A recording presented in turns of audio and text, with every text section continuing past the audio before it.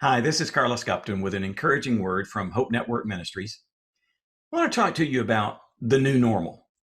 I know you've heard the phrase and you've probably used it. It's our way of talking about the current set of conditions that this crisis has forced upon us that we're having to adjust to on a fairly regular basis. And we naturally look for some measure of homeostasis, and so we want to call it the new normal. And it's understandable why we would do that. But I think there's a reason to back off from that a little bit. Now, admittedly, at the beginning of this, we were asking the questions as to whether this was a blizzard, a winter, or a mini ice age. And I think most of us are realizing, well, it's a bit of a mini ice age. It's lasting a lot longer than any of us wanted it to. But there's a difference between that and calling where we are the new normal. Actually, the new normal hasn't occurred yet. That will occur after the virus has passed, when we have a vaccine, when we have some kind of cure, when we perhaps achieved herd immunity, or who knows what will signal the end of this current time. And then what emerges after that point, that will be the new normal. And certainly some of the habits that we've learned in the crisis will carry over to that point. But it's kind of hard for any of us to anticipate what that will be.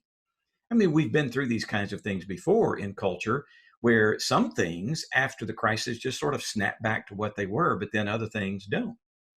And so it's kind of hard for us to know what work will be like, what school will be like, what our families will be like, what communication will be like after all of this is over. We can make projections, and it's understandable why we would make those projections. After all, we look for some kind of stability going on in our lives. But I think it's also healthy for us to not constantly look for the new normal in our current conditions, but to simply acknowledge it as an in between time. It's a wilderness. It's the period where what was no longer is, but what will be has not yet emerged. It's like Solomon describes over in Ecclesiastes chapter 3 of there being a time to be born and a time to die, a time to embrace and a time to refrain from embracing, a time to love, a time to hate, and so on. And we know that passage. It's beautiful. In fact, we can probably hear some of the songs that have been written after those lyrics in our heads as we hear it.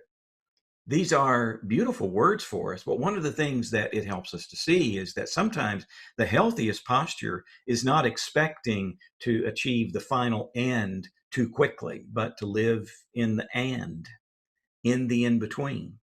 And one of the best habits we can learn during a time like this is to embrace what is in front of us, whatever that might be. In fact, that's one of the lessons from this passage in Ecclesiastes chapter 3 that I just mentioned, that we look at what is before us and engage those opportunities as well as to endure the uncertainties that are a part of it. And who knows what we might need to learn during the crisis. It may be a new skill. It might be taking on a project that we hadn't before, or engaging in a deeper kind of family connection than what we've been able to before, or being able to redefine our work somewhat in a way that is more meaningful, not only for those we serve with our work, but also for ourselves. There are any number of ways to use the in between period of a crisis to learn new skills, to learn new habits, to enter meaningfully into the time without trying to rush what we long for, but simply to accept what is in front of us. That's a beautiful posture of life, is living in the and recognizing what we're in right now is not a new normal. It's an in between time. It's better to embrace it that way.